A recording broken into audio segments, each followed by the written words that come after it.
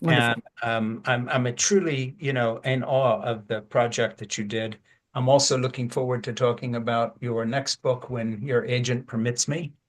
And I don't think it's a secret because you wrote about Amway in an article where Right. it was mentioned. So we won't talk about the book, but it's interesting that I didn't find you by that because I already knew who you were, but I found a subject I wanted to talk to you about because you're writing a book on the history of Amway, and of course I have family connections to those people. I didn't have the time to do it, but I was going to root around in my bookshelf and find my personally inscribed copy of his book on capitalism to me. I would love to see that. Yeah, I'll show that to you You sometime. have such an interesting history with that Yes, too yourself. too much of an interesting history. Um, yeah, and I'm 72 now, but it seems like when Jeannie and I, my wife and I, we got together when we were teenagers. I got Jeannie pregnant when we were 17 and 18. So that's 55 years plus. And after we've done this program, I'll be driving down and picking up my three youngest grandchildren from the high school they're in now. So, we've been together forever. And of course, I started out in the religious right. And I also started out living in Europe, where we moved back from in 1980. So it's so funny because you and I have your subject matter and my life sort of intersect in an odd way. And we'll talk about that. So let me introduce you properly here, and then we'll get into some of our weird connections as well as your book. Okay, this is Frank Schaeffer, and I am the host of In Conversation with Frank Schaeffer. I'm also an author, and my guest today is Andrea Pitzer, and she is the author of a book that is really too timely in a horrible way. It's called One Long Night, A Global History of Concentration Camps. I sort of ran into Andrea recently because she had written an article, which I believe was in the Atlantic, on Amway, which was a company started by the folks that actually funded the anti-abortion movies that we made, my father and I made in the 1970s. And so, of course, I read the article, asked Andrea if she wanted to talk about it, and she said, no, not until that book's out, but we can still talk about some other books that Andrea has written. And one of them is what we're talking about today. I just want to tell a personal thing, and then it's your program, and we're going to talk to you about your book. You wrote The Secret History of Vladimir Nabokov, which recast the life and work of the Russian American novelist through geopolitics of his time. I haven't read that, but I'm going to because my wife Jeannie and I used to see him quite often, not in person, as in sit down for tea, but since he lived in the Montreux Palace Hotel, and that's where we walked all our kids on the sidewalk down there. And my first paying job as a teenager was helping with the light show in the Strobe Club. In front of the Montreux Palace, they had a pavilion, which at that time was disused, and they allowed the Strobe Club to start there. Now it's all been refashioned into some fancy tea room or something. But Nabokov used to come in sometimes and have a drink in the evenings. And so you've written a book on Nabokov. We used to see him around on the quai down in Montreux, where he was living in a suite for 17 years in the Palace Hotel. The last book, Jeannie, she read your memoir of his, I mean your biography of him when it came out, and the last book she read on Nabokov was a book about his wife. Vera, Um, yes, Stacy yeah, Schiff's and book. so it's so funny because you're writing about stuff we Jeannie and me sort of know about and are already very interested in. So that's a very odd introduction to something that we need to talk about in terms of concentration camps. But go figure, my head sort of exploded. Well, it's funny you say that because in researching that book, I actually went to Montreux, and Yeah, I know the tea room setup that you're talking about that took over that lawn yeah. and was at the Palace Hotel. And so we're separated in time, but geographically even there's that overlap as well that I went through Montreux doing the research for that book. Yeah, and I'll just drop one more name just to show you what a weird life I've had. The last time I was in the Montreux Palace was with my mother before she died. She died many years ago now. She was 90 years old, and we were sitting in the Montreux Palace, and she ordered a glass of champagne. And as a teetotaling fundamentalist Christian that I grew up with, in terms of her own arc of a journey, who was sitting there was B.B. King in the same room. B.B. King walked over to my mother and talked to her. And at 90 years old, 2 nights later, she was in the Montreux Jazz Festival with B.B. King, having been given a backstage pass by B.B. King, sitting in his dressing room. Oh, So, that's wonderful. yes, it sounds like a bit much, but I'm telling you the truth. This is all Well, true. and but the jazz festival was a huge thing there. And so and the Palace Hotel is sort of the fanciest large thing. It's not a Yeah, big place, right? So yeah. it all logically makes sense, but it ends up in this wonderful moment that you have with your mom. That's great. Yeah, and so as a teenager, when Claude Nobbs, who started the Montreux Jazz Festival back, I forget when it was, 68 or 69, it used to just be in the casino before the old casino burnt down. So one time, and then I'm going to shut up and we're just going to do your book. But one time, I was as a teenager, I had a moped, and it would take in a car you could get from our house to Montreux in about 25 minutes. On my moped, it took over an hour and a half because the top speed was 25 kilometers an hour. And I would dress up and try to be very cool and go down and do all this thing. So one night, I got the fulfillment of my dreams because Claude Nobbs, somebody who was working with him when I was working at the Strobe Club, invited me to one of his parties. And by that time, he lived down on the quay and was very fancy, as part of that Montreux scene. So I went to his villa at age 15. I think it was like 2 in the morning, and this was my moment to be cool. And of course, to be cool as the son of a fundamentalist missionary living in Switzerland, I never announced who I was. I would barely say my name. I get into this and I'm talking to Claude Nobbs. Finally, I meet him, and there's all these fancy people. And I'm a horny young 15-year-old, and every woman there looks like a model. So it's like I've sort of died and gone to heaven and hell at the same time because I'm very much an outsider, and I'm hoping that the mud splatters on my jeans from the moped drive aren't too apparent. So finally, Claude's introduced to me and asked who I am. And it was very polite. And I said, my name's Frank. And he said, Frank what? And I said, Frank Schaeffer. And then remember, I'm the missionary kid trying to be cool, and I'm never going to talk about my parents' ministry. And he said to me, where do you live? And I said, oh, up near Villars. And he says to me, you mean in Le Brie, in Weymouth-sur-Olon, where Francis Schaeffer, is he any relative of yours? And my heart, of course, completely sinks because my father's this well known. And he said, oh, yeah, well, I used to go to Bible studies with your father at Mark Halberter's house, who is my dentist in Montreux. And then it was like all my cover exploded. And now I was just Francis Schaeffer's, a pastor's kid thing. Claude Nobbs of all people. It's like, go figure. And he wasn't in any way a follower of my dad at that point in my life. But anyway, it ruined the evening. So that's it. But it wasn't ruined by who you thought would ruin it. It was No. ruined by, yeah, that's pretty funny. Yes, and I'm I've been, sorry. It now, wasn't fun and at the here I am, time, but 72 years old, telling the same story and still thinking and writing about my exit from that world. So let me dive into your book here. And I know I've gotten, it's your fault because you keep writing about things that have some sort of weird connection to my life. I put together a series of quotes from your book, One Long Night, A Global History of Concentration Camps. And the first thing I want to say is it's way too ripped from the headlines for my liking. This book churned my stomach for many reasons. You're a beautiful writer. It's fantastically gripping. It's a horrible subject. It's universal. Concentration camps are a relatively new phenomena with all the wicked things that have happened in history coming out of the sort of the 18th and 19th century through the Boer War. And you trace all of it right up through Guantanamo Bay. It's a massive book.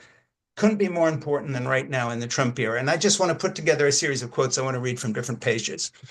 Concentration camps are at the heart of a modern phenomena and belong in the company of the atomic bomb as one of the few advanced innovations in violence.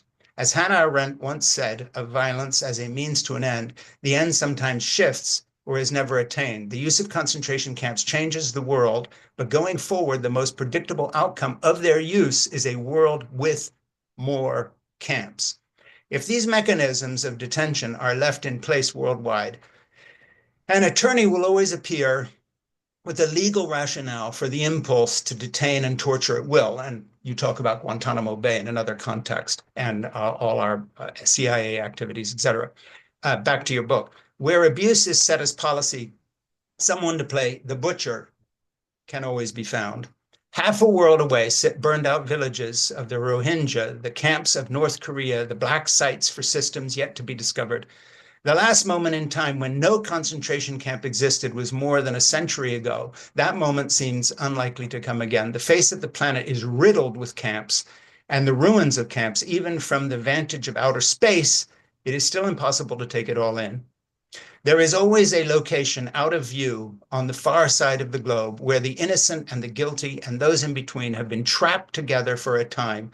For now or forever, old camps reopen, new ones are born, no final chapter can be written yet for the chronic spectacle of the camps. And you have written a magnificent book. And I think I put it together from all different pages in your book. This is not one passage, but I put it together as the kind of thing I would have done as your editor if I was looking for the back of your book to give this is what this book is. And the first thing I want to say, literally with tears in my eyes, is that, um, as a writer, speaking to a writer, your bravery in diving into this shocking subject has shocked me because, I've visited a few concentration camps, but I could not have done what you've done. And I want to thank you as a reader for your individual personal bravery as a writer to delve so deeply into soul-destroying suffering and to tell us the truth about this history and also to show our own American involvement in this cruelty. And of course, you published this book quite a bit before Donald Trump's second term. I think it came out in 2017 or something. So you were a year into his first term. And of course, what's happened in the last 2 months since his election is just like a new afterword to the book. And far from this being over or history, you've written something that's so contemporary that it literally churns my stomach. Okay, that's a long, crazy introduction, but I just want to open the floor to you and tell us about the book. So, like you, this subject still kind of turns my stomach. And after I wrote this book, it did come out in 2017.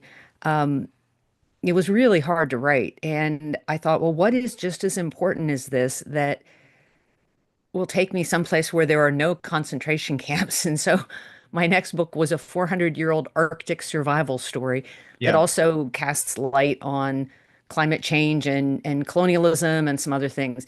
But literally, I needed to move away from this book yeah, after I finished it. And I do want to say to people who might be considering reading it, and you don't have to buy it, you can get it at your library. Most libraries do have it. So this is not just trying to shill the book, but I would encourage you to read it because it's much easier to read it than it was to write it. And yes, there's a yes, lot of information in there. And I specifically picked a lot of stories of people who survived because otherwise I think it would almost be too hard to read the book. And so the book is deliberately structured so that you will survive it. You may need to put it down a few times, but um, I think it is understandable. It is human. You won't emerge totally in despair, but you will have a pretty clear idea of this sort of cycle that we've got ourselves into that we have not broken. I think a lot of people probably imagine after the death camps of Auschwitz and it took some years for the toll of that to really be understood. yeah, But once it was understood, I think people imagined this problem went away. But yeah, all that really happened was, thank goodness the death camps were shut down. That was a critical step for humanity to take. And at the same time, the staggering toll of the death camps made it so that everything that had come before sort of didn't count anymore. And they weren't yeah, seen yeah, as concentration camps, even though it was decades of camps all mm, over the globe that had existed. People forgot about that earlier history. And that's one of the reasons I think that we find ourselves returning to it yeah, because there is this amnesia that we have about this. And in every country, literally every country, every time that these camps start to arise, somebody says, hey, aren't these like those other camps? yeah, And each governing party or president or administration in each country always says, no, no, those were bad camps, but this is different. And these people are truly the ones we want to put in camps are truly a danger. And this is truly our only option. And so the yeah, same argument gets used. And as long as we have that amnesia, I think that it's going to continue to be used. And literally nobody had written this history before I put it down. There were people who'd spent 40 years just studying Ravensbrück or, yeah, the Soviet Gulag. So it wasn't as yeah, if nobody had studied camps, but it was when I was writing the Nabokov book, and Nabokov's younger brother Sergei died in a German concentration camp. And yeah, I visited that camp researching the Nabokov book. yeah, And I was looking around for where is the book that talks about where these came from? Because, of course, Nabokov was very concerned about them rising in Russia as well. Yeah. And nobody had written a history of how concentration camps came into the world. There literally was no book like that. And Yeah. so I thought, oh, I have to write this book. And so I was supremely unqualified to do it. And I wouldn't call it bravery, as you termed it, but I would say kind of a relentless drive to make sure Yeah. that this story would be told. And I pitched the book and sold the book and started the book before Donald Trump was elected. And so when Yeah. it came Yeah. out in his administration and I began speaking out against border detention policies of separating families and all this Yeah. in that first administration, a number of people attacked me and said, you know, you just hate Donald Trump.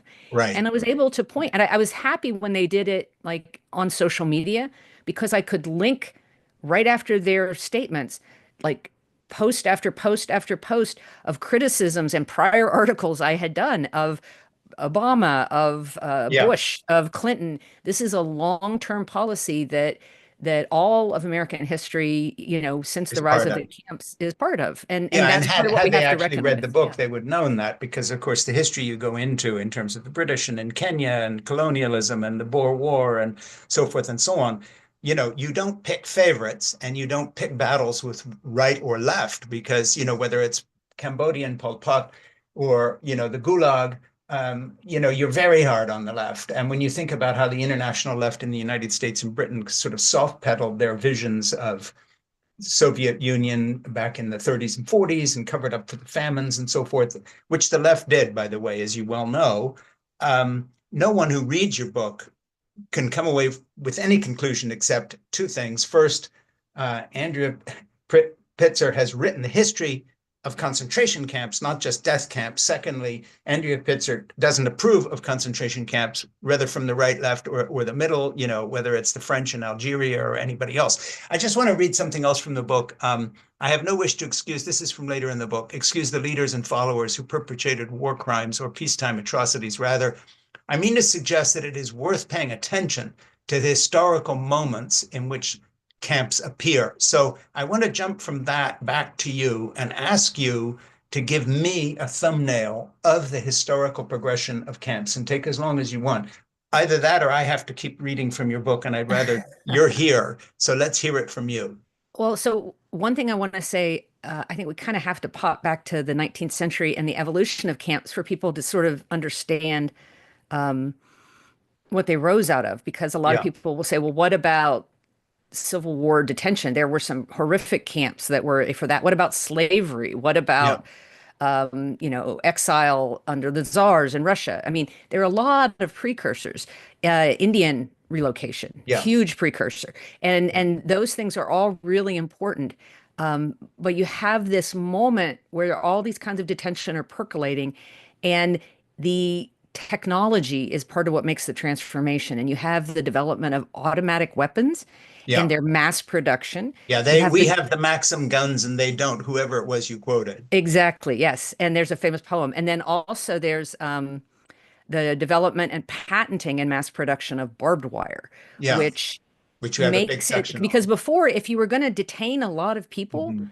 you needed a lot of people to detain a lot of other people. Right. But once you can hem them in with places they can't get out of easily, and once you can kill a lot of them with only a few people, Yeah, then it changes the trajectory of how you need to use force to detain other people. yeah, So it's sort of a product of technology. It becomes possible to do this, and that's when you see the shift from things like Native American reservations, where people were moved far distances yeah, off to undesirable land, but that impulse as you had with reservations is similar. It's this idea of taking an unwanted group of people out of society yeah, and isolating them, erasing them, and of course then at its final trajectory does become the final solution, which yeah, is not just isolating them from society, but literally removing them from existence. yeah, And so, from the first moments in which those camps were created, the very first guy who had the idea to impose them in a formal modern way was in the 1890s in Cuba. And he said, as a member of a civilized nation, I won't do this. He was the one who said, this is what we would have to do to put down this rebellion. And it was the Spaniards putting down a rebellion in Cuba. But he said, I won't do it. And yeah, that was where that part of the quote that you read that mentioned the butcher, a general who was already nicknamed the butcher, was Correct. brought Yeah. in to do it instead. And the same model happens again and again. Sometimes it's during warfare. Yeah. Once it was used widely in colonialism, then perhaps not surprisingly, and Hannah Arendt has written quite a bit about this, but those tools of colonialism were brought right back into the heart of empire. So Mm. during World War I, you have not just locking up civilians of a rebel community, but you're actually locking up people you're at war with in World War I in Europe. If they are, even if they've been living in England, let's say, for 30 years, but they were born in Germany, you're Yeah. locking them up as enemy aliens. Well, And and then you the talk next about the internship in the States of the Japanese population, and I think you mentioned, I forget the number, but it's something like that the government was aware of maybe 200 to 300 people who had been posed to the US who were actual Japanese agents, but then they had since been neutralized or discovered. And then, of course, the thousands of people are locked up. So the sort of relationship of the paranoia and the suspicion of this one group of the population that had to be locked up bared no resemblance to the actual level of threat. And that's sort of a theme that goes all through the book in all different iterations. Yeah, it's politically expedient. It becomes useful to those in power to lock that group up. And the Yeah, threat is almost always not misunderstood, but misrepresented yeah, deliberately at some point. And so, for example, you're talking about World War II detention with Japanese Americans. Again, more than 100,000 were detained, yeah, most of them American citizens. yeah, So, not even enemy aliens, most of them at that point. But the advantage was, well, first of all, the reason it happened, there had been opposition to it. And actually, the Navy intelligence had written an extensive report saying it would actually be more likely to create agents and turn people against the US if sure. this internment were done for the very reasons you talked about, because they'd already neutralized the threat.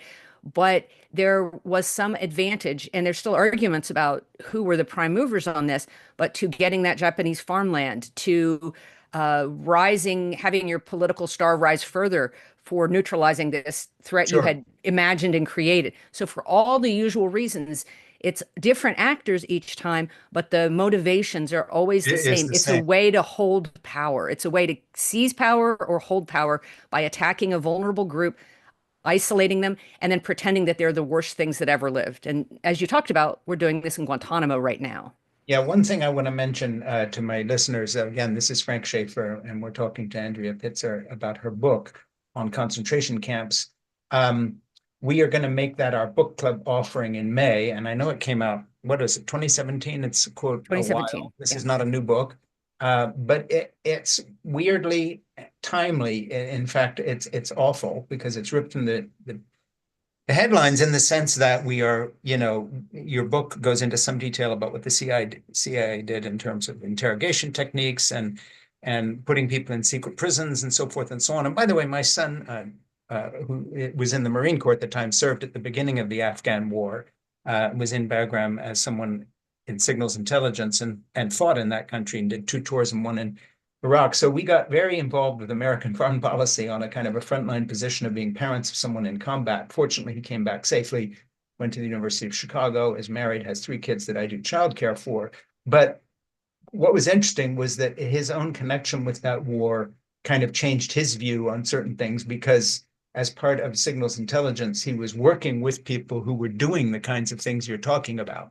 And when he came back from the war, the part that he found most damaging personally was watching what we were doing in terms of rendition and so forth of people that he was, on quote, our side. So there was a kind of a visceral connection to that. And I want to now go through some of your chapter heads and take you a minute to give me a thumbnail on each. So the chapter one, I'm going to read them all and then ask you to go back. Born of the Generals, chapter two, Death and Genocide in South Africa. Chapter three, the First World War and the War on Civilians. Chapter four, Gulag Rising. Chapter five, the Architecture of Auschwitz. Chapter six, Increments of Evil. Chapter seven, Stepchild of the Gulag. Chapter eight, Echoes of Empire. Chapter nine, Bastard Children of the Camps. Chapter 10, Guantanamo Bay and the world afterward. And of course, we're in the world afterward. And Guantanamo, ironically, as we speak, is being resurrected now as perhaps a camp for another group of unwanted people who are being arrested as sort of aliens within our culture, et cetera, et cetera. So can we just sort of go through the chapter headings and literally give me a very quick thumbnail of like, give me some notes on what's in each chapter, and then we can dive in a little more deeply. Sure, but since I don't have it memorized, cue me with each one, and then I'll give you the thumbnail Okay, after I each will one. happily do that. And you're like me. I only remember the book I'm working on. I never go back again. So sailing to Guantanamo, tell me about that. So that is the sort of forward to the book, and in that Yes, I open with going myself to Guantanamo yeah, to sort of see where does this indefinite detention without trial, because those guys still, the 9/11 sure. 5 in particular, haven't been trialed. How does that fit in? Does that fit in to this history of camps that I know I'm writing? And how does it fit in now when we're going to see people arriving there supposedly who are illegal immigrants to our country, some of whom the Trump administration says are criminals, but now we have articles saying a lot of people are being rounded up, some of whom may even be citizens. So we seem to be reviving Guantanamo. Just give me a footnote on how that strikes you having been there.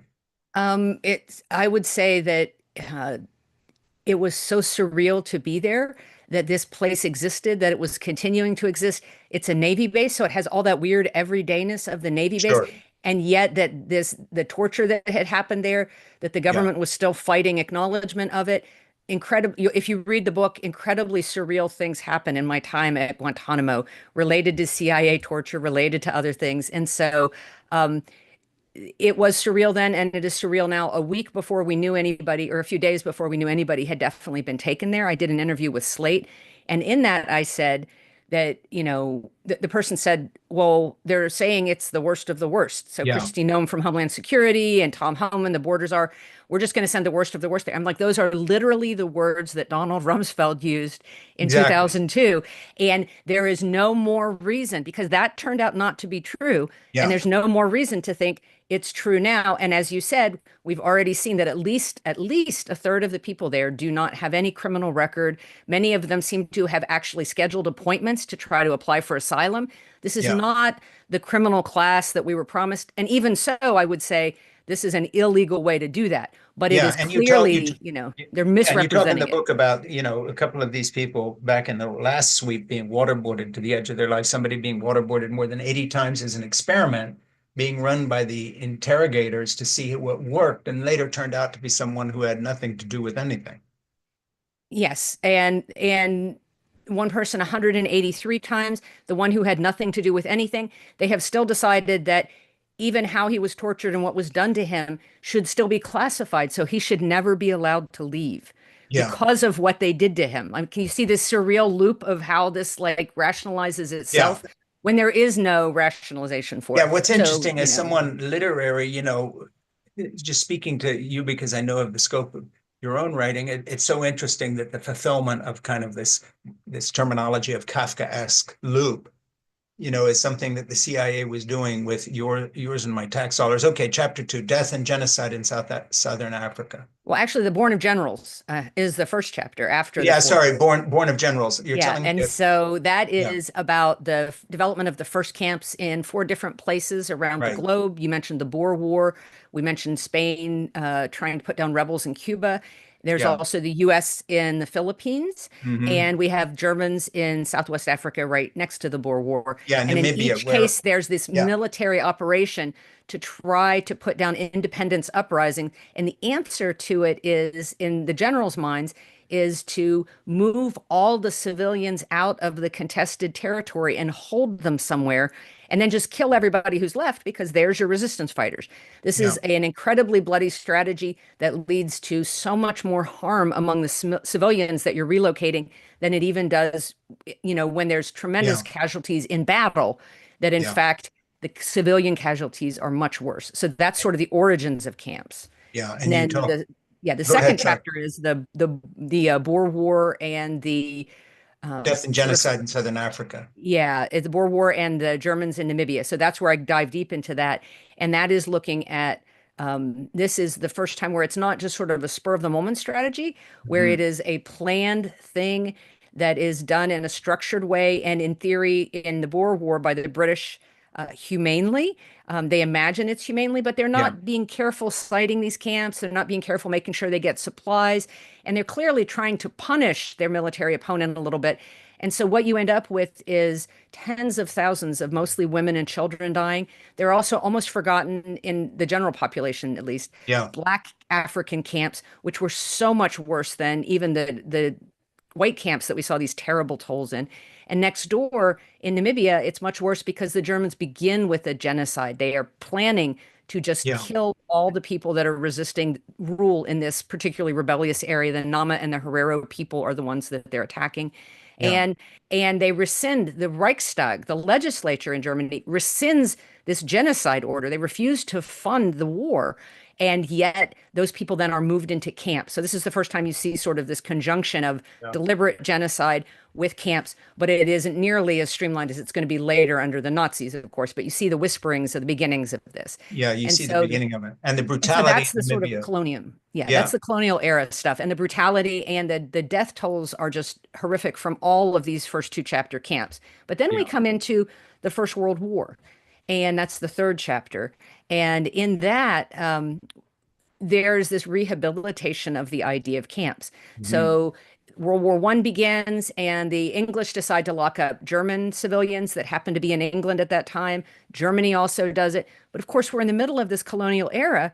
So when these European countries are doing it, all their possessions around the globe now are doing it Sure. too. Other people are swept into the war, they're doing it. And so you end up with a time where camps were largely discredited in that decade before because of this horrific toll. Suddenly, within a period of a year or so, you have camps circling the globe, dozens of Yeah. countries. And this is where the bureaucracy of camps starts. The Red Yeah. Cross starts checking them out. You can send money to people in camps. Sometimes there's lending libraries. Each country is competing to look more humane than Well, the then you other have a one. story. One camp, the guy says, "Well, we'll give you kosher food." And then one of the people that you talk about in the book and you tell his story, he signs up, says, "Okay, I'll move to the Jewish section of this camp." And then he later thinks, well, maybe that was a mistake because things unfold differently. So I just want to tell potential readers that not only is the book very readable and beautifully written, but the stories of individuals punctuate these large stories. So you may be listening to Andrea thinking, well, it's kind of a book of history, but actually it's a book of wonderfully told stories about individuals caught up in these moments. And then, of course, that enlighten that sheds a light on the bigger story. I just want to say that because, of course, I'm making you do this pass through the chapters, but actually the character of the book is, this wonderful piece of writing that tells the stories of the people caught in this. So chapter 4 is the Gulag Rising.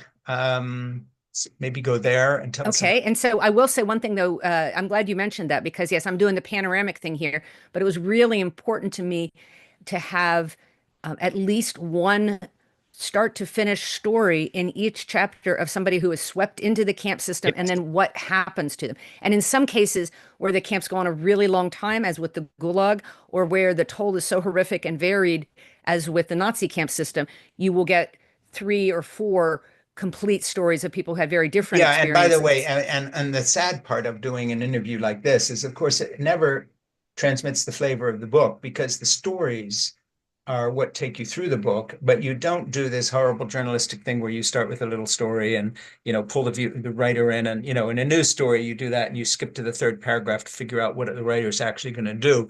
Your stories are like novellas in themselves, and you finish each one feeling so close to the people caught. So, you've done the thing that great historians do, and that is you've really brought each of these moments alive and Well, with tremendous sympathy. well, and that was my goal. And it was interesting because I don't get credit for this observation at all, but I was glad somebody made it. I was at dinner with some professors after a talk that they had brought me to their school to give, and one of them said, I noticed that you have almost no theory in the book at all because there's a lot of theory about detention and Sure. punishing, and they said I noticed there's none almost at all. And I started to explain that I had put some in the forward that I had like Yeah. addressed that this exists, and then somebody else interrupted and said, why would she do that when she has the actual lives to tell people about, in terms of if you're not studying theory. I mean, theory is super useful, I think, to understand it on an academic level, but I did not want to lose sight of this. These were actual people that this happened to, right? And it's this sweep of history, but who gets swept in? were these individuals. It was these individual lives that were affected in profound ways. And it's that kind of targeting that is what camps are about. Is it's Yeah. not, I wanted to render them with faces again and not this group, not just Jewish, not just a Yeah. rebel, Yeah. not just even sometimes a criminal, right? But as a Yeah. human being. Speaking of which, chapter 5, the architecture of Auschwitz. So we go right from Russia into Germany. And by the time Hitler came to power in 33, the Russian Gulag was already well established and full Yeah. swing, involving so many people. But I try to think of it as sort of branches off the trunk of a tree.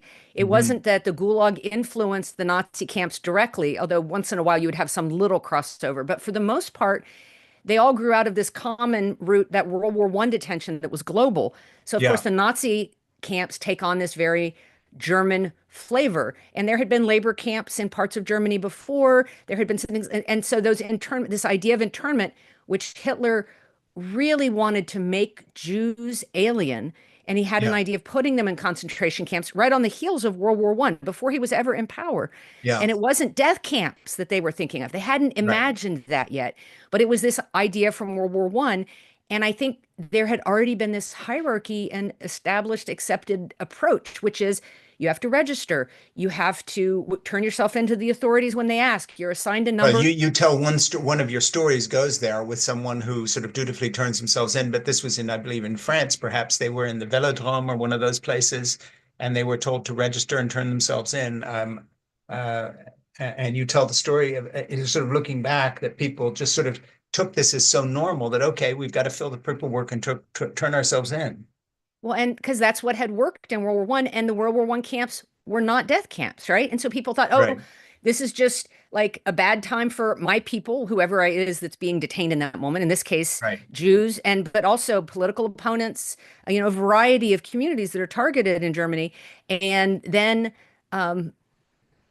the plot switches, and there's not a release, and there's not any of the things that happened in World War I, but left open, those camps get worse and worse and worse. And it takes almost a decade for them to come up with the final solution. But Yeah. it's a decade of those unsupervised camps. And just circling back for 1 second to Gitmo, that was part of my concern with Gitmo is the camps left open and Yes. left unmonitored will devolve. And Well, so and in ironically, left open to keep some people in prison so they won't tell the story of what was done to them once they turned out to be, So it's all waterboarded. of those things. Yeah, Exactly. It becomes a self-reinforcing loop, and but now it's also still that there. stuff from chapter 3 with the World War I detention, the actual just bureaucracy of the camp. The Red Yeah, Cross goes to Gitmo today. The Red Cross went to some of the Nazi camps, right? right. So even having this institution, I think, makes people feel like if there's a bureaucracy, it can't quite be that bad, right? But in Yeah. fact, this is something that's learned to camps as an entity kind of have learned to absorb bureaucracy and make it more and more lethal. Well, the Red So Cross was even inspecting places like Theresienstadt and gift care packages could come through, and they would and they would clean the place up for inspections, and they were bureaucratized totally, and even fit in with world international things, very much as the United Nations makes comments on various things. Somehow almost normalizes them. Oh yeah, this is something we investigate. And were they nicer camps or worse camps? Are these death camp yet? Or are they just slave labor? We've normalized this process. I think that we have to fundamentally revisit our idea of like how people can be detained and when they can be detained. And Yeah, so the Nazi chapter is the biggest chapter in the book, as it should be. And just to make clear for anybody that's listening, one of the dangers of doing this kind of book is that you relativize the Holocaust. right. And I will say with utter sincerity that there is nothing else like the death camps that have happened on that scale, with that kind of intention, with that diversion of material Yeah. during a war, and let us not ever repeat it. Yet there have been many things before and since that were horrific in nature Well, and that you talk helped about somebody pave the making that way, point, right? saying each of these things needs its own word, and we're going to reserve the word Holocaust for the actual Holocaust, and it can't just be applied loosely to anything that it has similarities. Right. And so this is the we have to hold two things in our head at the same time, which is hard for all of us as humans. I think we want to decide things. And these other things can be abhorrent and can lead, if we are not Yeah, they careful, can. to things like the Holocaust. And so it's imperative on us as humans to not do that normalization that you're talking about, to not do that. And so after Auschwitz, the next chapter, I think, is Increments of Evil. And Yeah, that one is I look at what was happening around the world.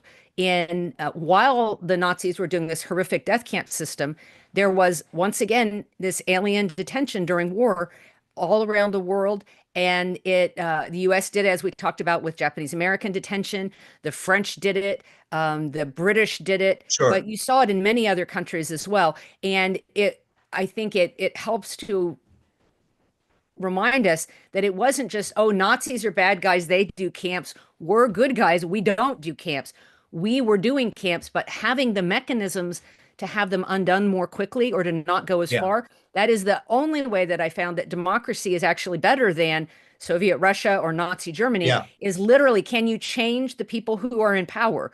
Can yeah, you have courts that have some independence? So the courts screwed up Japanese American detention, but the courts then also changed it in another case that came before them. And sure. Japanese American detention, even before the end of the war, started to be undone. So Yeah, democracy is not a better system to keep it from ever happening, but yeah, it's a better system in terms of stopping it from getting worse.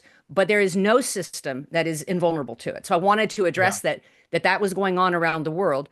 And then the next chapter you have is Stepchildren of the Gulag.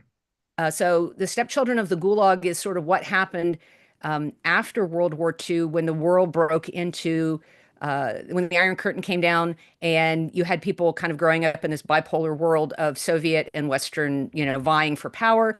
Yeah, And the Soviets ran proxy sort of, not that they were directly running the camps, but the model of the Gulag was adopted in Eastern yeah. Europe where they had so much sway. It was also adopted by China.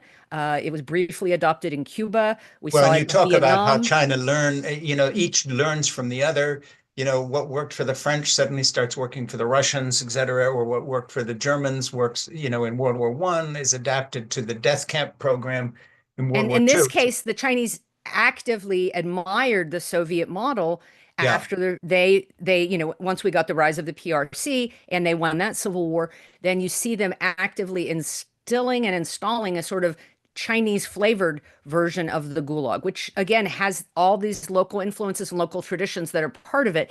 But you end up with the ability to sentence people without trial for extremely sure. long periods.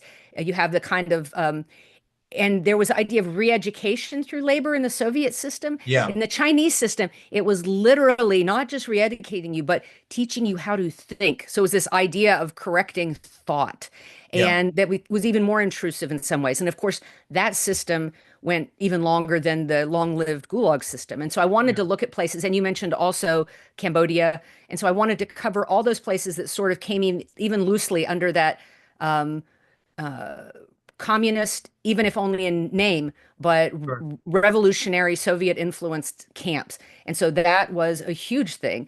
And then I think the next chapter Well, and is, echoes of empire, which and is then what's happening in that same period in the West, right? So yeah, again, we might imagine, oh, these are the bad camps, the communist camps.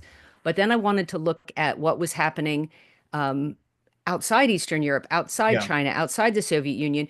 And it was some of the camps you were mentioning before, which is there were all these independence movements in former colonies at the end of World War II. yeah. You talk And so you about have the British in Kenya and Kenya, you yeah, have the French in Algeria, yeah, and then that also involves to the French in the US and Vietnam. This happens again and again and again in an assortment of countries. yeah, And what we see there is a real return to that Born of Generals first chapter I wrote, where yeah, you've got people trying to put down rebellion, so they start trying to clear the countryside. And if you've ever heard the line, "We have to destroy the village to save the village," yeah, that's essentially a camp philosophy. We're going to move all these people out and put them somewhere safe from these rebels, when in reality, the people who are running the military operation want those people where they have control of them, right? yeah. And They so want it to just get becomes a rid of that whole control and population. detention. So And let's, so, so that's yeah. where it goes. And then you get bastard children of the camps, and then the last one is Guantanamo Bay and the world afterward, which we've sort of been talking about. But so maybe just talk about those last two chapters. So the bastard children of the camps, in South America, you had a lot of countries that had been democracies for a long time and had gained independence already. Yeah, And the US very much had the sort of Monroe Doctrine still during the Cold War, where they didn't Sure, want anything happening in the Americas that they didn't have a strong hand in. And when some of those countries, Cuba, Chile, start having revolutions or start actually, in the case of Chile, electing far left sure. politicians, the US does not want to tolerate it. So, Yeah, I mean, it happens across the 60s, but you see it with real intensity with Henry Kissinger and Nixon sure. in 73 with Cuba. I'm sorry, in 73 with Chile. And you have the CIA helping to train military figures, Yeah, and in also to fund certain attempts at assassinations and coups. And so, really, by meddling there, um, we create this secondary version that is a really bizarre version, which is this network of countries that it's called Operation Condor, is what it was yeah, named. And it's yeah, a network in which there's shared detention, there's torture, but you see all these weird capitalist things that we see in Gitmo now arise, which are this kind of just-in-time detention where they only had big camps for a brief period. And then after that, they would hold small numbers of people, then dump bodies out by helicopters, as I'm yeah, sure people have heard about, or they'd be disposed of in other ways. And then you bring in the next set. And so there's this outsourcing of detention, sometimes to other countries. sure. You have this And torture that's it's a big range of, the piranhas and Chile and so forth and so on. You get into that, but I want to fast forward to something toward the end of the book and just read it because it kind of brings us a little up to the present. Camps in Russia, China, and North Korea alike were part of systems that lasted for decades or more. North Korean camps are still fully operational. The Gulag is long gone in Russia. Yet show trials and sentences for political enemies of the state persist, like recurrent low-grade virus, a detention in hard labor camps continuing the present day. China sits somewhere between the two, etc. So you do talk about the fact that this is happening, and the reason I bring it up now is in the context of the fact that we have an American president who seems to be disregarding this reality when it comes to Russia, is kind of recrafting his personal history of Ukraine, which, of course, in your book you talk about a little bit because they figure into some of these horror stories in terms of what was done to Ukraine.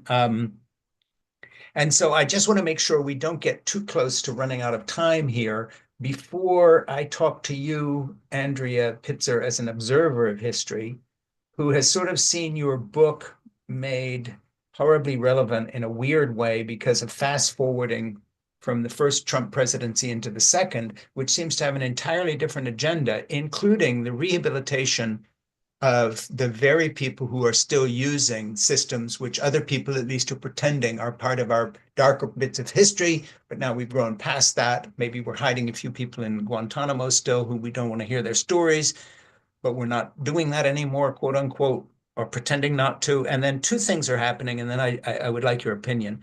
It seems to me that Donald Trump is resurrecting the type of politics which will make uh, taking people who don't fit in with his program and marginalizing them to the point of putting them in camps a possibility again, beginning with, for instance, quote unquote, illegal aliens, who these wide sweeps for people we just don't like, who wind up in places like Guantanamo Bay or other places. And then also this kind of totalitarian impulse that it's least manifested in rehabilitating people, not just reaching out to Putin or others, but in actually rewriting history to turn people who were very much seen by Americans as the bad guys until recently into the good guys because we want to do deals with them.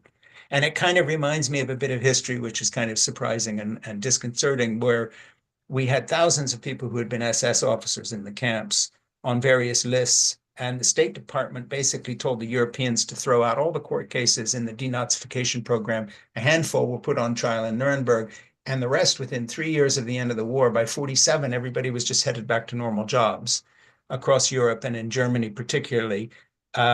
By people in our State Department who were actual anti-Semites, who had been there the whole time and never had wanted to make a point out of the story of the Holocaust.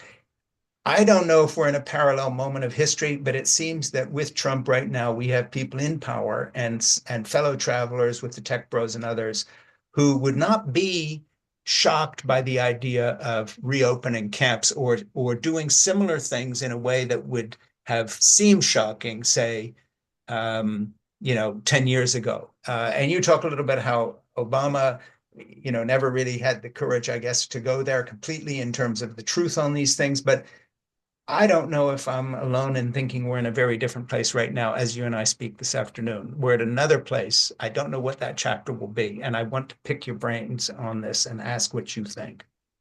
Well, and just to be clear, again, I have criticized every president, in that book, I think I probably criticized every president for the last 100 years. But what Obama was doing is quite different than what Trump would like to do. So the people who say there's no difference between Biden and Trump, or there's no difference between Bush and Gore, like that's simply not true. When it comes to detention policy, you can make very clear distinctions on what was done under each. And I would say, for instance, that Obama, given what I know about these camps, if he had had that information, um, you know, probably should have used more political capital. He wanted to close Guantanamo, but Congress blocked him. Should he have fought more to do that? Should he have fought for accountability for the people who did torture, that they would be, made to stand trial for that? I do think that. I understand there was a different policy, and his policy was not so we can do more torture later. It was, I think it's better to try to put this behind us. But what I know is you don't actually put it behind you unless there's accountability. And so we see that because in the book, you'll see that I think Trump's name is only mentioned maybe in a footnote. Like I Yeah, tried not to have him take over the book, even as I was finishing it, just as he had been elected. But he and other, this is important, other Republican candidates for president in 2015 and 2016 ahead of the election were saying things like, I'll send more people to Gitmo. We'll do waterboarding and a hell of a lot worse. It yeah, became a campaign point. So we're in a worse place with his second administration than we were with the first administration. But even if you go back, you can see the seeds even then where people are vying to show this performative cruelty that isn't just performative, right? They are actually willing to do this and they are starting to. And part of what I hope people get out of the book is it started with dangerous foreigners being the sort of patsy, yeah, right? yeah, And it started also in more than one place with homeless people being, we have to get these people off the streets. sure. And you see that happen in a couple different countries. And there's already been talk, in the Trump administration from other people that we need to make some kind of camps for these homeless people that are in the way. And that is also a red flag. What they're doing is they're picking groups that they think that they can marshal people behind. But as we already know, once you have a camps bureaucracy, you tend to get more camps. Yeah, And I think we're starting from a position where the people in charge already very much would love to have that power. And just as you noted, the allies that Trump is picking and the allies that he's destroying relationships with, the ones he's building, the ones yeah, he's destroying, are very much tilted toward the indefinite detention without trial and abuse of civilians. yeah, And I don't think we should ignore that at all. The fact is, we could absolutely change that. We still have tools and mechanisms in place. There are protests happening every day. But I think that we need to be paying attention and making moves, making congressmen accountable at the local level that we can yeah, drill in, raising public awareness, because the trajectory we're on right now, if we don't help make sure that court orders are followed, if we don't yeah, make sure that we keep the right to protest in public, those are the two things. Independent courts and public protest are the safest ways to keep this from expanding. And I think that there's still a long haul for Trump from Trump being able to do this to anybody at any time. But yeah, I think that is what he would like to do. yeah. And I think that we need to act in the window in which it's still easy to act to keep that from happening.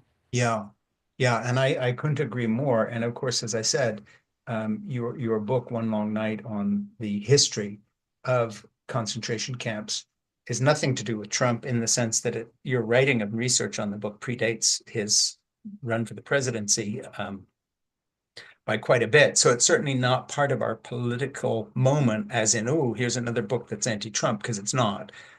Here's a book that actually tells of a history that has engulfed every part of the world and every regime, from far left communist regimes all the way up to and including the way certain camps were run during the Civil War in terms of prisoner of war camps. And they all have one thing in common, that is the dehumanization of one group of people in the name of, well, these aren't our kind of people, so they're put off to the side. Just as a kind of a detour here, I told you a little bit of a couple personal stories at the beginning, and I want to relate one to you that you'll find interesting given the research you've done, and then we'll circle back to the book again. I made an anti-abortion film series called Whatever Happened to the Human Race in the late 1970s, featuring Dr. Sierra Coop, who was Surgeon General for Ronald Reagan afterwards, and my father, Francis Schaeffer, and really most historians who've studied it credit that series, Whatever Happened to Human Race, and book, and our national tour of 23 cities, which was funded by the folks at Amway. And, people that I ran into and knew personally. Richard DeVos came to my home right here in Massachusetts once and sat in my living room and gave me a book, et cetera, et cetera. And they put hundreds of thousands of dollars into that project. And they were very much of the pre-Trump right, but that there's a direct trajectory from the work we were doing with those movies, turning abortion into a litmus test to Trump's election and the evangelical right. Okay, that's the context. In the filming of that series, Dr. Koop and I were at Mauthausen in Austria, which is a concentration camp that wasn't a liquidation camp so much for Jews, it was more for political prisoners and Russians and others who had fallen afoul of the Nazis. And we were staying for budgetary reasons in a nearby university dorm situation when that school was on holiday. I forget what the holiday was. And it was this big, eerie building. We each had a room, and then there was a common area. It was quite a large complex, and it was a couple miles from Mauthausen itself, the concentration camp of Mauthausen. And we'd filmed a whole sequence there in aid of saying that if you legalize abortion, the Nazi program then had used euthanasia and so forth, and we're going to wind up where this camp was ethically. Well, that night, my crew was there, and it happened we had just been filming in Israel the week before, and I had an all-Israeli crew of about 16. So every single person on the crew was Jewish, besides myself and Dr. Koop, and a couple local Austrian production managers, and they put us in this place to sleep. So we were there that night, and we wanted an early night, and then we were down in a common area where we were going to be fed, and we went down there, and way far away in this huge dining room that probably seated 500 people at another table at the other end with lights on only there and where we were was a group of older people talking, laughing, drinking, and singing. So I finally went over and I asked them who they were. So picture me, I've got an all-Israeli crew filming in Mauthausen, making a project that is going to start the trajectory of Trump's election, looking back in hindsight, by turning an anti-feminist manifesto, which is what our program was, into a movie. The guys singing down there was an annual meeting of the local Waffen-SS, people who had worked in the camp as guards, and this is in 1970. So they're older, but they're not old men yet. And they are singing their old songs together. And my whole Israeli crew is there. And our Austrian production managers, finding out what they were doing, were begging some of our beefy grips and electricians from Israel not to go over and challenge them and get in a fight, because nobody could figure out how this would end. So our crew all left and went up to the dorm rooms early, having half finished their supper. And literally, my crew were the children, some of whom, of Holocaust survivors, who were literally shaking. And I was thinking, I had not thought about that story till I read your book, but I just thought, wow, I'm 72 years old, and I was part of a right-wing movement which has legitimized places like Guantanamo Bay in the sense that I helped put George Bush in office, if you want to put it that way, because of our stupidity of making this anti-feminist thing. I have long since repented and changed my mind.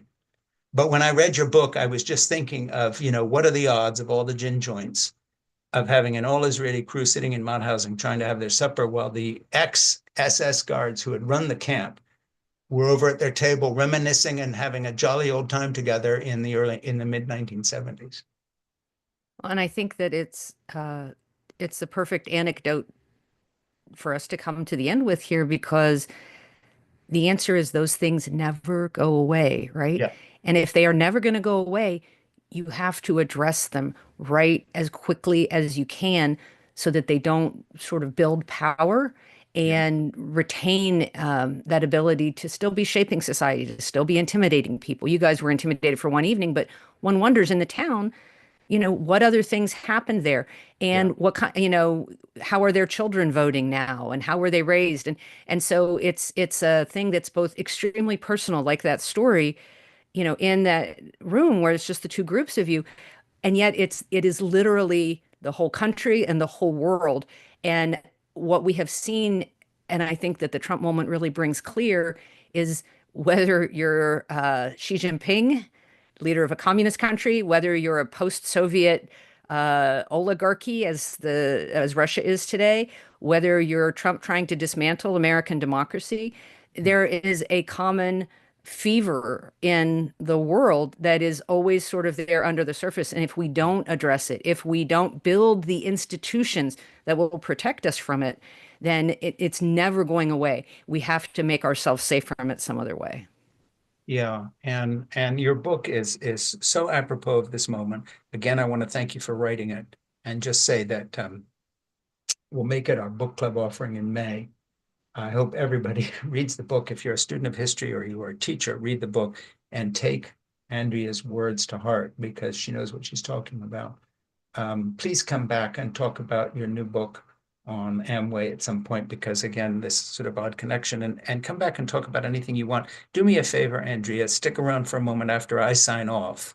I'll go away, but stay around and talk to my producer, Ernie, for a couple minutes, because we would like to ask you if you would like to give us some names of people you think we ought to be talking to, who also bring a perspective on the things you're talking about at the end of this interview, which are the right to protest, gather, stand up, demand the courts not only take action, but also that that the Trump administration follows whatever the judges may do to curtail some of this, or we will be on this same trajectory again. And that is not alarmist, because we're already on it. You know, Guantanamo Bay is being resurrected now as a center for another group of people we want to otherize and say are no longer welcome here. So please stick around. And then before I finish, let me ask you if there's, I mean, I had so many more quotes to go through, but we did what we did here. Is there anything else you would like to say that perhaps we missed getting into? I tried to give some idea of the scope of the book. What parting thought do you have, or do you just want to leave it there? How Well, would you? the one parting thought I would give is when I was writing this book, my brother said, "Isn't it dispiriting to see all the times in history that this has happened again? Is this just the fate of humanity?" Yeah, And it's definitely can be dispiriting to try to think about this in the big picture. But at the same time, I said, no, you've got the wrong end of the stick, because what I found was people have to be coached to this. They have to be propagandized to this. And it takes years to do it. And if it takes years to get people to where they will accept this kind of thing, then there are points where we can intervene. There are ways to protect our societies. There are yeah, things that we can do. And so I think it's really important that this is not inevitable. This is not just human nature. This yeah. is power holders finding ways to manipulate populations. And if that's what it is, it's mechanisms, and we can fight that. So what I don't want is for anybody to leave this conversation today or read the book and think, so there's nothing we can do. The actual point is there's a lot, but we have a hard slog for sure. Yeah, because your book, what you're saying right now, and also the book makes clear, is that it does not come naturally to someone to be party to locking up a whole group of people to die of, you know, illness or starvation, or being ignored or intimidated or killed, or in the extreme case of a death camp, murdered there on the spot. And you're saying it takes a long time to desensitize people. And I see a relationship between our desensitizing towards the way women are treated, the fact that Trump put his thumb on the scales and had Andrew Tate flown back to the US with his brother. And you know perfectly well that he'll never go back for trial on rape and charges and so forth. And I just see a kind of a continuity here. At the end of the interview, I don't want to broaden it up to something we can't go to, but when it comes to the point you're making, which is a sort of a general program of desensitization of the way we treat women, the way we treat minorities, the way we treat each other, this is very much part of the Trump program. And there's no question about it. You know, and I don't think it's an accident that so many of the people he surrounded himself with, like Hasketh and others, have some sort of a history or record or verify, you know, many accusations of treating women in certain ways. This is a tough crew of people, and they seem to have already included a lot of people at very high levels that are very desensitized when it just comes to interpersonal relationships. I would say they're cowards. I mean, they're tough people in the way that they're willing to do brutality, but I think that uh, they seem to me to be tremendously insecure people, Yeah, and they'll be really vulnerable to tides of public opinion against them, to having their understanding of being able to sort of pick off one group at a time challenge. So I Yeah. think the critical thing is that especially people that they imagine are like them. Yeah. So, the white guys, the corporate guys, the more that those people will show up alongside these groups that have been doing a lot of work already to try to stop Trump and say, no, we don't go with you. Like, this is who we're casting our lot with. We're interested in the real world, not this weird, sick fantasy world that you guys seem to have developed. Because, yeah, that there is clearly an anti-woman, deeply misogynist threads, but Yes. also deeply Yes. racist. And again, there's the cliche about first they came for the this or that. I mean, that's not just a moral exhortation, right? Right. It is literally strategic planning. Like, we have got to. I don't care if, you're some 58-year-old guy who hates the word woke and like woke people doing things. And, Yeah. we have to get over whatever our nominal small differences to Yeah. say that I it's clear that a majority of the population is against the most extreme things that this administration wants to do. And so we have to make a stand against those things. And the rest of differences we can figure out later, but we don't leave anybody behind, not trans people, not Latinos, not black people, Yeah. not women. Anybody they're trying to attack right now is just the wedge to be able to do it to more people. And it has to be opposed morally, yes, but strategically as well. We Yeah. literally need to come together as a society to refuse to go down this path that Trump now has the power to try to make us go down. But he Yeah. cannot actually do it without us accommodating that. Yeah, and how do you see, and to wrap this up, the relationship between what I would regard, for instance, as traditional Roman Catholics, whose teaching involves standing up against things like starting concentration camps and dehumanizing a segment of people, even if you regard them as sinners, to put it in that language, and the tech bro type people who don't seem to have that interest, and then people who sort of cross over the difference between them, like Peter Thiel and others. It just seems to me that there are people, who wrote Project 2025 and others who know perfectly well that the theology that they subscribe to, which for instance would regard adultery or homosexuality or being a trans person as a sin, nevertheless also has a very strong teaching. That meant, for instance, that in Italy, there were many devout Roman Catholics who were hiding Jews to the point where the racial project in Italy was transformed before 1944 when the Germans just took everything over. And in 45, before that, the Italians hadn't been very good at racism on a scale that is embraced by Germany, no matter what the race laws were, because a lot of local parish priests and Roman Catholics just simply wouldn't go there. And they would not denounce their Jews and round them up. So what in America now of this weird group of people from the tech bros all the way through to Andrew Tate and the kickboxers, who these manly men, who actually are sort of cowards and children. Um, how do you foresee that as a historian and a writer and someone who has a very keen sense of these things?